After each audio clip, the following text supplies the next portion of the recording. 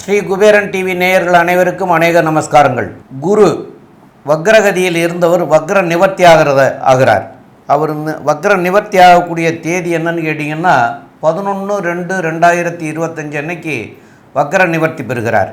அப்போ இந்த வக்ர நிவர்த்தி பெற்றால் எப்படி இருக்கும் அப்படிங்கிறத பற்றி பார்க்கறதுக்காக சக்தி ஜோதிட குழுவின் சார்பாக அடியேன் சக்தி சோமையாகிய நானும், டாக்டர் ஆஸ்ட்ரோ KS ஐயங்கார் அவர்களும், டாக்டர் ஹரிஹர சர்மா ஐயா அவர்களும் வந்திருக்கின்றோம். இப்பொழுது நம்முடைய குரு வக்கர நிவர்த்தி பலன் அப்படின்னு சொல்கிற போது இந்த வக்கரமாகிற தேதி அன்னைக்கு கிரகங்கள் எந்த நிலையில் இருக்குது அப்படிங்கிறதெல்லாம் ஐயா டாக்டர் ஹரிஹர சர்மா ஐயா அவங்க சொல்லுவாங்க. நமஸ்காரம். நிகழும் மங்களகரமான குரோதி வருஷம். குரோதி வருஷத்துலேயும் பார்த்தோம் அப்படின்னாக்க தை மாதம் 29ஆம் தேதி இருக்கிறதுலையே வசந்த கிழமையான செவ்வாய்க்கிழமை அன்னைக்கு குரு வக்ர நிவர்த்தி அடைகிறாரு. குரு ஒவ்வொரு இதுக்கும் ராசிக்கு கிடக்கிறதுக்கு சற்றேறக்குறைய 360 நாள் ஆகும். ஏன் அப்படின்னு கேட்டிங்கனாக்க ஆங்கில கணக்குப்படி 365 நாள், லீப் வருஷம்னா 365 நாள், நம்மளுடைய தமிழ் பஞ்சாங்கத்துப்படி 360 நாள். அப்போ சற்றேறக்குறைய 9 நட்சத்திர பாதத்துக்கும் 9×4 36 வருஷம், 360 நாள். இந்த 360 நாளில் அவர் சற்றேறக்குறைய 4 மாதம், சற்றேறக்குறைய 120 நாள் வக்ரத்தில் இருந்துட்டார். வக்ரம் அப்படின்னாக்க பின்னோக்கி செல்வது அல்லது பலம் இழக்கக்கூடிய நாட்கள். இப்போ இந்த பலம் இழந்த நாட்களில் முடிச்சுட்டு திருப்பி குரு தன்னுடைய ரிஷப வீட்டில் பலம் பெறக்கூடிய நாள் அப்படின்றதான் வக்ர நிவர்த்தி நாள். இந்த வக்ர நிவர்த்தி அடையும் பொழுது என்னென்ன நற்பலன்கள் என்னென்ன தீபலன்கள் இருக்குது அப்படின்றத நம்ம விரிவாக ஒவ்வொரு ராசிக்கும் பார்ப்போம். இதை தவிர பார்த்தோம்னாக்க இந்த வக்ரா ஆகி நிவர்த்தி அடைகிற நாளில் என்னென்ன கிரகங்கள் என்னென்ன நிலையில் இருக்கிறாங்க அப்படின்னு பார்ப்போம். காலபுருஷ தத்துவத்தின்படி 2வது இடமான ரிஷபத்தில் குரு பகவான் இருக்கார். அங்கேயே அவர் வக்ர நிவர்த்தி அடைகிறாரு. வக்ர நிவர்த்தி அடைகிறது என்ன இதில் அடைகிறாரு அப்படின்னாக்க ரோகிணி நட்சத்திரத்துக்கு வராரு. அங்கேயே 90 நாள், அதாவது 90 நாள் இருக்க போகிறாரு. அடுத்த குரு பெயர்ச்சி அப்படின்றது 11 மே 2025 அன்னைக்கு அடுத்த குரு பெயர்ச்சி. அப்போ இதில் பார்த்தோம் அப்படின்னாக்க இந்த 360 நாளில் வக்ரகதி 120 நாள், வக்ரம் இல்லாமல் ஒரு 90 நாள், 210 நாள், பாக்கி அதில் ஒரு 150 நாள். அப்போ டோட்டலாக பார்த்தா 240 நாள் குரு வக்ரம் இல்லாமல் இருந்தது, 120 நாள் வக்ரத்தோடு இருக்கிறது. வக்ர பலன்களை நீங்கள் இப்போ இந்த காலகட்டங்களில் அனுபவிச்சிருப்பீங்க. வக்ரம் பலம் இழந்தது. இப்போ வக்ரம் நிவர்த்தி ஆகக்கூடிய காலகட்டங்களில் என்னென்ன நற்பலன்கள் பார்ப்போம். காலபுருஷ தத்துவத்தின்படி 2வது ராசியான ரிஷபத்தில் குரு பகவானும், 3வது இடமான மிதுனத்தில் செவ்வாய் பகவானும், 6ஆம் இடமான கன்னியில் கேது பகவானும், இதை தவிர பெயர் அன்னைக்கு சூரிய பகவான் மகர சங்கரமணத்தில் மகரத்திலையும், புத பகவானும் சனி பகவானும் கும்பத்திலையும், சுக்கிரனும் ராகுவும் காலபுருஷ தத்துவத்தின்படி 12வது ராசியான மீனத்திலையும் இருக்கிறாங்க. இதில் இன்னொரு விசேஷம் அப்படின்னாக்க சுக்கிர பகவானை பொறுத்தளவுக்கு பரிவர்த்தனை யோகம் பெற்றிருக்கிறாரு. குருவோடைய வீட்டில் சுக்கிரனும், சுக்கிரனோட வீட்டிலேயே குருவும். அப்போ இதுக்கு என்ன பலன் அப்படின்னாக்க அந்தந்த கிரகங்கள் அந்தந்த இடத்துல ஆட்சி பெற்றதற்கு சமானம். அப்போ தனக்காரனான குரு, கலத்திரக்காரனான சுக்கிரன் அந்தந்த வீட்டில் ஆட்சி பெற்று பலம் பெற்று இருக்கிறாங்க. இந்த வக்ர நிவர்த்தி முடிஞ்ச விட்டு திருமண தடைகள், கடந்த காலகட்டங்களில் குரு வக்ரமாக இருந்ததுனால திருமண தடைகள் தாமதங்கள் ஏற்பட்டுட்டு இருந்த அத்தனை பேருக்குமே திருமண தடைகளும் தாமதங்களும் விலகக்கூடிய காலகட்டங்கள். சரி, இதை தவிர இந்த குரு நிவர்த்தி அடையக்கூடிய காலகட்டங்களில் நாம் செய்ய வேண்டிய எளிய பரிகாரங்கள் என்னென்ன, எல்லா ராசிக்காரங்களுமே இந்த சொல்லக்கூடிய எளிய பரிகாரங்களை செய்யலாமா? செய்யலாம். அது என்னென்ன எளிய பரிகாரம் அப்படின்றத டாக்டர் ஆஸ்ட்ரோ KS ஐயங்கார் அவங்க விரிவாகவும் விளக்கமாகவும் சொல்லுவாங்க. ஐயா, அற்புதமாக சொன்னீங்க. அதாவது குரு வக்ர நிவர்த்தி காலகட்டம்னு பார்த்தேன்னா இப்போ ஒரு 90 நாள் இருக்கார். அதாவது குரு ஒரு ராசிக்கும் ஒரு வருஷம் இருக்கக்கூடிய காலகட்டம். பொதுவாகவே 5ஆம் இடம், குருவிலிருந்து 5ஆம் இடத்துல சூரியன் இருந்து அவர் 8ஆம் இடம் 7ஆம் இடத்தை தாண்டி வரக்கூடிய காலகட்டத்தில் வக்ர நிவர்த்தி அடைகிறார். 9ஆம் இடம் வரக்கூடிய இடத்துல சூரியன் வரக்கூடிய இடத்துல வக்ர நிவர்த்தி அடைகிறார். இப்போ பார்த்தாலேனால் குரு வக்ர நிவர்த்தி அடைகிறார், பெரிய விசேஷம். அதை தவிர சுக்கிரனோட பரிவர்த்தனை யோகமும் இருக்குது. இதனால் வந்து மிகப்பெரிய ஏற்றத்தை கொடுக்கக்கூடிய காலகட்டமாக போகிறது. இந்த காலகட்டத்தில் சில ராசிக்காரர்களுக்கு சற்று பிரச்சனைகள் இருக்கக்கூடும். அவர்களுக்கு பார்த்தீங்கன்னா எளிய பரிகாரம் அப்படின்னு சொல்லக்கூடியது குரு காயத்ரி மந்திரத்தை சொல்கிறது ரொம்பவும் நல்லது. குரு காயத்ரி மந்திரம் அப்படின்னு சொல்லக்கூடியது என்ன அப்படின்னா, ஓம் ரிஷபத்வஜாய வித்மஹே கிருணிஹஸ்தாய தீமஹி தன்னோ குரு பிரச்சோதயாத்து அப்படின்ற குரு காயத்ரி மந்திரமும், அதை தவிர இன்னொரு காயத்ரி மந்திரம் இருக்குது குருவுக்கு. அது ஓம் குருதேவாய வித்மஹே பிரம்மானந்தாய தீமஹி தன்னோ குரு பிரச்சோதயாத்து அப்படின்ற இந்த குரு காயத்ரி மந்திரத்தை ஒரு நாளைக்கு 3 முறையாவது சொல்லிட்டு வர்றதன் மூலியமாக உங்களுடைய பிரச்சனைகள் படிப்படியாக, அதாவது சூரியனை கண்ட பனி போல விலகக்கூடிய காலகட்டமாக இருக்கும். அதை தவிர பார்த்தேனால் இந்த சின்ன ஸ்லோகம்னு சொல்லக்கூடிய குரு பிரம்மா குரு விஷ்ணு குரு தேவோ மகேஸ்வரா குரு சாக்ஷாத் பரபிரம்மா தஸ்மை ஸ்ரீ குரவே நமஹா அப்படின்னு சொல்லக்கூடிய இந்த ஸ்லோகத்தையும் 3 தரம் ஒரு நாளைக்கு சொல்லிட்டு வர்றதன் மூலியமாகவும், அருகில் இருக்கக்கூடிய குரு பகவான் இல்லைன்னா தட்சிணாமூர்த்திக்கு நெய் விளக்கு 3 விளக்கு வியாழக்கிழமை போடுறதன் மூலியமாகவும், மஞ்ச வஸ்திரங்கள் தானம் கொடுக்கறதும் மஞ்சள் கலர் பழங்கள் தானம் கொடுக்கறதன் மூலியமாகவும் நிச்சயமாக இந்த குருவினால் ஏற்படக்கூடிய பிரச்சனைகள், குருவினால் ஏற்படக்கூடிய தடங்கல்கள் நிச்சயமாக இந்த மேஷம் முதல் மீனம் வரை இருக்கக்கூடிய ராசிக்காரர்களுக்கு விலகும். இதை தவிர பார்த்தீங்கன்னா ஒரு குரு பிரச்சனைகள் இருக்கக்கூடியவர்களுக்கு, அதாவது எந்த ராசிக்காரர்களுக்கு பிரச்சனைகள் இருக்கோ அருகில் இருக்கக்கூடிய கோவிலில் போயிட்டு உங்களால் முடிஞ்ச அளவுக்கு தானங்கள் தர்மங்கள் கொடுக்கறதும், கல்விக்கு கூட கொஞ்சம் உங்களால் முடிஞ்ச அளவுக்கு செலவு பண்ணுறதும், நெய் வந்து தானம் கொடுக்கறதும் ஒரு பெரிய ஏற்றத்தையும் மாற்றத்தையும் உங்கள் வாழ்வில் நிச்சயமாக கொண்டு வந்து தரும். இப்போது மேஷம் முதல் மீனம் வரை ஒரு ராசியாக குருவினுடைய வக்ர நிவர்த்தி என்ன ஒரு பெரிய மாற்றத்தை ஏற்படுத்தும் அப்படின்றத ஒன்றொன்னா பார்க்கலாம். அன்பார்ந்த விருச்சிக ராசி நேயர்கள், அதாவது விசாக நட்சத்திரம் 4ஆம் பாதம், அனுஷ நட்சத்திரம் 1, 2, 3, 4 பாதம், கேட்டை நட்சத்திரம் 1, 2, 3, 4 பாதம் ஆக இந்த 9 பாதம் கொண்டவர்கள் விருச்சிக ராசிக்காரர்கள். விருச்சிக ராசிக்காரர்களுக்கு 7ஆம் இடத்துல குரு பகவான் வக்கரமாய் இருந்தார். இப்போ 7ஆம் இடத்துல வக்கர நிவர்த்தி பெறுகிறார். அதாவது வக்கர நிவர்த்தி பெறக்கூடிய தேதி என்ன அப்படின்னு பார்க்குற போது 11/2/2025 அன்னைக்கு அவர் வந்து 11/5/2025 வரைக்கும் அங்கே தான் இருப்பார். அதுக்கப்புறம் குரு பெயர்ச்சி ஆகிறார். சரி, இப்போ வந்து வக்கர நிவர்த்தி இப்போ இந்த 7ஆம் இடத்துல இருந்து வக்கரம் பெற்று போய் இருந்த காரணத்தினால உங்களுக்கு சில தடைகளை எல்லாம் கொடுத்துக்கிட்டே இருந்தார் கடந்த 4 மாத காலமாகவே. அந்த தடைகள்லாம் இப்போ வந்து விலகி நன்மைகளாக மாறப்போகுது. அதாவது பார்ட்னர்ஸோடு வந்து உங்களுக்கு சில பிரச்சனைகள் இருந்திருக்கும். அந்த சில பிரச்சனைகள்லாம் இப்போ தீரக்கூடிய காலமாக இருக்கும். அதே போல் கணவன் மனைவிக்குள்ளே கொஞ்சம் ஒற்றுமை குறைபாடுகள் இருந்திருக்கும். அதெல்லாம் இப்போ நிவர்த்தி பெறக்கூடிய காலகட்டமாக இருக்கும். மேலும் உள்ள விவரங்களை பற்றி நம்முடைய ஆஸ்ட்ரோ கே ஐயங்கார் அவங்க சொல்லுவாங்க. ஐயா, விருச்சிக ராசிக்காரர்களுக்கு திருமண பாக்கியம் வந்தாச்சு. இவ்வளவு நாளாக வக்ரகதியில் இருந்த குரு பகவான் சமசப்தமத்தில் வந்து வக்ர நிவர்த்தி அடைகிறார். இதன் மூலியமாக கண்டிப்பாக திருமணம் கைகூடும். திருமணத்திற்கு பார்த்து கொண்டிருக்கக்கூடிய இளைஞர்களுக்கு கண்டிப்பாக திருமணம் கைகூடும். 5-7 பரிவர்த்தனை, காதல் வயப்படக்கூடிய வாய்ப்புகள் மிகவும் அதிகம். இருந்தாலும் வீட்டில் உள்ள பெரியவர்கள் மூலியமாக வீட்டிற்கு கட்டுப்பட்டே திருமணம் நடக்கக்கூடிய வாய்ப்புகள் உண்டு. ஏன்னா இருவருமே சுவர்களாக இருக்கிறதுனால மாற்றங்கள் அதிகமாக இருக்கக்கூடிய வாய்ப்பில்லை. மனதிற்கு பிடித்த கணவன் வரக்கூடிய, பிடித்த மனைவி வரக்கூடிய வாய்ப்புகள் மிகவும் அதிகம். இதன் மூலியமாக பார்த்தீங்கன்னா உங்களுக்கு நல்ல ஒரு ஏற்றமான திருமணம் வரக்கூடிய காலகட்டமாக அமையப்போகிறது. உங்களுடைய ராசிக்கு குழந்தை பிராப்தி ஏற்படக்கூடிய பாக்கியம் உண்டு. அதாவது திருமணமாய் ரொம்ப காலமாக குழந்தை பிராப்திக்கு பார்த்து கொண்டிருப்பவர்களுக்கு கண்டிப்பாக திருமணமாகி குழந்தைக்கு வெயிட் பண்ணுறவர்களுக்கு கண்டிப்பாக குழந்தை பாக்கியம் ஏற்படக்கூடிய வாய்ப்புகள் நிச்சயமாக இந்த காலகட்டத்தில் அமையும். ஏன்னா 5ஆம் அதிபதியும் 7ஆம் அதிபதியும் பரிவர்த்தனை யோகத்தில் இருக்கிறதன் மூலியமாக நிச்சயமாக உங்களுக்கு குழந்தை பிராப்தி ஏற்படக்கூடிய வாய்ப்புகள் உண்டு. சுக்கிரன் 5ஆம் இடத்தில் இருக்கிறதுனால கலைத்துறையில் பெரிய ஏற்றம் கிடைக்கும்.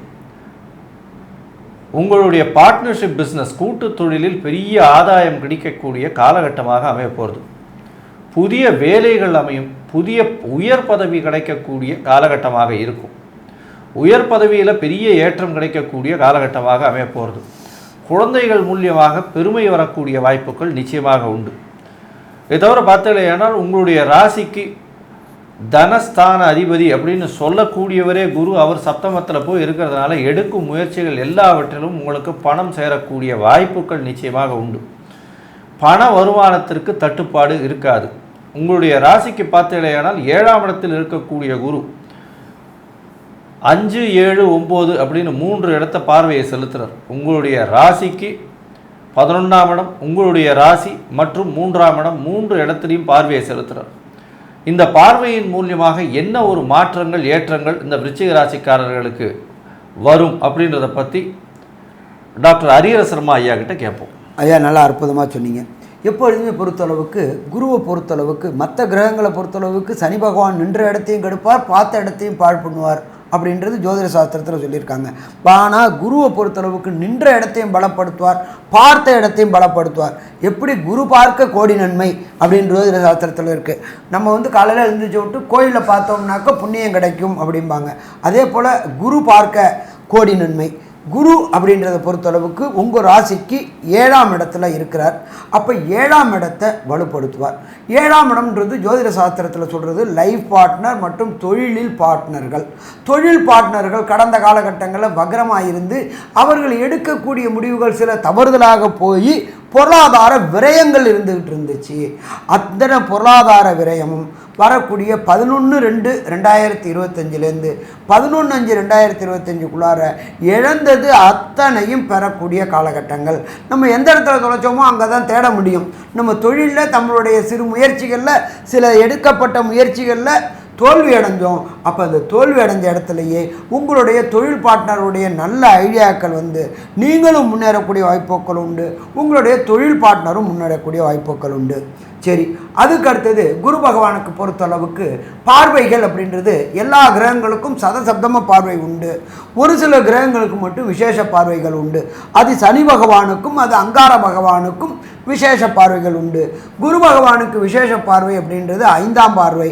அந்த 5ஆம் பார்வை அப்படின்றது உங்களுடைய ராசிக்கு 11ஆம் இடம். 11ஆம் இடம் அப்படின்றது ஜோதிட சாஸ்திரத்தில் சொல்லியிருக்கிறது லாபஸ்தானம். லாபஸ்தானம் அப்படின்னாக்க என்ன அப்படின்னாக்க தொட்டதெல்லாம் தொடங்கக்கூடியது, வச்சதெல்லாம் விடுவி பெறக்கூடியது. அப்போ ஒருத்தருக்கு தொழில் சிறப்பாக இருந்தால், வேலை சிறப்பாக இருந்தால், செய்கின்ற முயற்சிகள் சரியாக இருந்தால் கண்டிப்பாக அது போட்ட முதலீடுக்கு மேலே பல முதலீடுகள் எடுக்க முடியும். லாபஸ்தானத்தை பார்க்கறதுனால கண்டிப்பாக நீங்கள் செய்கின்ற தொழிலில் தொடர் முன்னேற்றம் இருக்குமா? தொடர் முன்னேற்றம் இருக்கும். எப்பொழுதுமே பொறுத்தளவுக்கு முன்னேற்றம்ன்றது ஒரு சட்டன் பீரியடு வரக்கூடாது. தொடர் முன்னேற்றம் இருக்கணும். கன்சிஸ்டன்ட் இம்ப்ரூவ்மெண்ட் வித் கன்ஃபார்மாக இம்ப்ரூவ்மெண்ட். தொடர் முன்னேற்றம் இருந்துக்கிட்டே இருந்துச்சு அப்படின்னாக்க நாம் தொழிலில் வெற்றியை குவிக்கக்கூடிய வாய்ப்புகள் உண்டு. தனக்காரனான குரு பகவான் 7ஆம் பார்வையாக உங்களுடைய தனஸ்தானத்தை பார்க்கறதுனால நீங்கள் செய்கின்ற அத்தனை முயற்சிகளும் ஜெயம் ஜெயம் ஜெயம். ஒன்றும் இல்லை, ஒரு வியாபார ஸ்தலம் வச்சுருக்கிறாங்க. அவங்களுக்கு கடந்த காலகட்டங்களில் விசுவாசமான தொழிலாளி கிடைக்காம இருந்துகிட்டு இருந்தாங்க. இந்த 11/2/2025 அப்புறம் விசுவாசமான தொழிலாளி கிடைச்சாச்சு அப்படின்னாக்க அந்த வியாபாரத்தை விஸ்தீரணம் பண்ணலாம். விஸ்தீரணம் அப்படின்னாக்க ஃப்ரான்ச்சைசி தொடங்கக்கூடியது, பல இடங்களில் ஏஜென்சி எடுக்கக்கூடியது, இது எல்லாமே பண்ணலாம். தொழில் ஸ்தாபனத்தை இன்டீரியர் டெக்கரேஷன் பண்ணக்கூடிய வாய்ப்புகள், ஃப்ரான்ச்சைசி எடுக்கக்கூடிய வாய்ப்புகள். இதை தவிர வெளியூர் வெளிமாநிலம் வெளிநாடுகளில் உங்களுடைய நிறுவனத்தை நிறுவக்கூடிய வாய்ப்புகள். சாமி, நிறுவனம்னாக்கா அதுக்கு பணம் வேணுமே. தனஸ்தானத்தை தனக்காரனான குரு பார்த்துட்டார். கேட்டால் கேட்ட இடத்துல பணம் கிடைக்கக்கூடிய வாய்ப்புகள் உண்டு. அதனால் இந்த காலகட்டங்களில் அந்நிய மொழி அந்நிய மதத்தை பேசக்கூடியவங்களோட தொடர்பு ஏற்பட்டு வெளியூர் வெளிமாநிலம் வெளிநாடுகளில் உங்களுடைய நிறுவனத்தை தொடங்கி எக்ஸ்போர்ட் அண்ட் இம்போர்ட் பண்ணி உங்களுடைய வியாபாரத்தை விஸ்தீரிக்கக்கூடிய காலகட்டம். சரி, அதுக்கு அடுத்தது விருச்சிக ராசிக்கு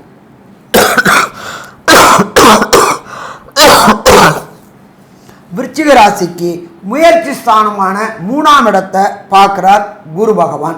குரு பகவான் முயற்சி ஸ்தானத்தை பார்க்கும்பொழுது கண்டிப்பாக நீங்கள் எடுக்கக்கூடிய முயற்சிகள் வெற்றி பெறும். அது ஆணுக்கு பொறுத்தளவுக்கு 3ஆம் இடம் அப்படின்றது வீரியஸ்தானம் அப்படிம்போம், பெண்ணுக்கு பொறுத்தளவுக்கு 4ஆம் இடம்ன்றது கர்ப்பஸ்தானம் என்போம். கடந்த காலகட்டங்களில் விருச்சிக ராசியை சேர்ந்தவர்களுக்கு குழந்தை தங்காமல் இருந்துட்டு இருந்துச்சு, ஒரு சில நேரங்களில் அபார்ட் ஆகிட்டு இருந்துச்சு. அந்த அபார்ட் எல்லாமே நீங்கக்கூடிய காலகட்டங்கள், விந்தணு உற்பத்தி நல்லபடியாக இருந்து குழந்தை பேறு கிடைக்கக்கூடிய காலகட்டங்கள். அப்போ செய்கின்ற முயற்சிகள், அது திருமண முயற்சியாக இருக்கட்டும், வம்சமிருத்திக்கு உண்டான முயற்சிகள் இருக்கட்டும், இது எல்லாமே 11/2/2025 11/5/2025 தொட்டதெல்லாம் தொடங்கக்கூடிய காலகட்டம்னு சொல்லலாமா? தொட்டதெல்லாம் தொடங்கக்கூடிய காலகட்டம்னே சொல்லலாம். ஸோ மொத்தத்தில் பார்த்தோம் அப்படின்னா விருச்சிக ராசி என்பவர்களுக்கு இந்த குரு வக்ர நிவர்த்தி ஆரோக்கியமான நிவர்த்தி, அற்புதமான நிவர்த்தி அப்படின்னு சொல்லலாமா? கண்டிப்பாக சொல்லலாம். இருந்தாலும் ஒரு சில பேருக்கு தசாநாதனோ புத்திநாதனோ அந்தரநாதனோ சூட்சுமநாதனோ சரியில்லை அப்படின்னாக்க கிடைக்க வேண்டிய நற்பலன்கள் காலதாமதமாக கிடைக்கும். அப்போ சரணாகதி அடைய வேண்டியது எந்த கிரகத்தை சரணாகதி அடையணும், எந்த இறைவனை சரணாகதி அடையணும், எந்த நேரத்தில் சரணாகதி அடையணும், என்னென்ன தானம் பண்ணணும் அப்படின்றத நம்மளுடைய ஐயா டாக்டர் சக்தி சோமையா அவங்க விரிவாகவும் விளக்கமாகவும் சொல்லுவாங்க. ரொம்ப அற்புதமாக தெளிவாக சொன்னீங்க ஐயா. இதில் குரு பகவான் உங்களுடைய ராசிக்கு 7ஆம் இடத்துல இருந்து பல நன்மைகளை எல்லாம் செய்ய போகிறார் அப்படிங்கிறத 2 பேருமே அற்புதமாக சொன்னாங்க. இருந்தாலும் உங்களுடைய தசாநாதன், புத்திநாதன், சூட்சமநாதன், அந்தரநாதன் இதெல்லாம் சரியில்லைன்னு சொன்னால் இந்த கோச்சாரம் வேலை செய்யாது. அதனால நீங்கள் என்ன பண்ணணும்னு கேட்டால் திருச்செந்தூர் போய் முருகனை வழிபடணும். அந்த திருச்செந்தூர் முருகனை வழிபடுறதுக்கு காரணம் என்ன அப்படின்னு கேட்டால், அவர் சூரசம்காரம், சூரனை வதச்சார் அங்கே.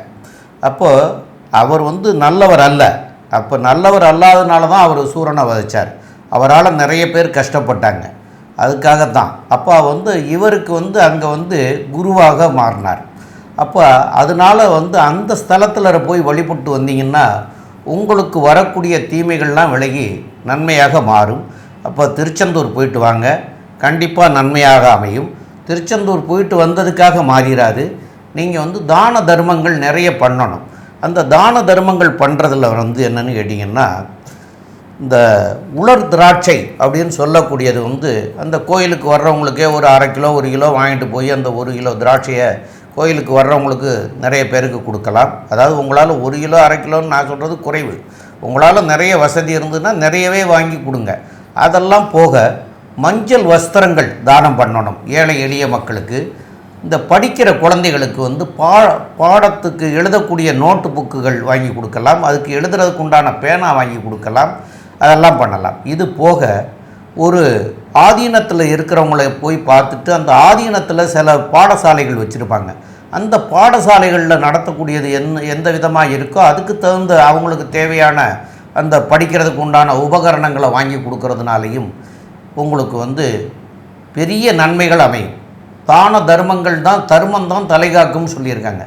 தர்மம் உங்களை மாத்திரம் காப்பாற்றாது, உங்களுடைய தலைமுறை 3 தலைமுறையை காப்பாற்றும்னு சொல்கிறாங்க. நீங்கள் செஞ்சீங்கன்னா 3 முறை, உங்கள் புள்ள செஞ்சால் அதுலேருந்து 3 தலைமுறை அப்படின்னு போய்கிட்டே இருக்கும். அப்போ அந்த தலைமுறை தர்மம் தலைகாக்கும்னு அன்றைக்கே சொல்லிட்டு போயிருக்காங்க.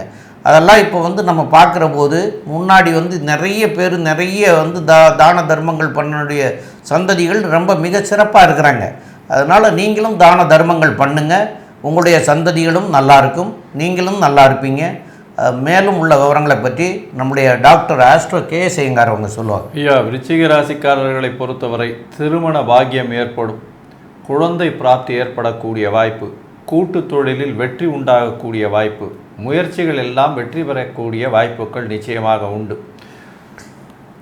தொழிலில் லாபம் அதிகமாக இருக்கக்கூடிய வாய்ப்பு, மூத்த சகோதரர்கள் மூலியமாக நல்ல ஒரு ஏற்றம் இருக்கக்கூடிய காலகட்டம், உடல் நிலையில் நல்ல ஒரு ஏற்றம் இருக்கக்கூடிய காலகட்டமாக இருக்கும். குழந்தைகள் மூலியமாக பெருமை வரக்கூடிய வாய்ப்புகள் நிச்சயமாக உண்டு. காதல் வயப்படக்கூடிய வாய்ப்புகள் நிச்சயமாக உண்டு.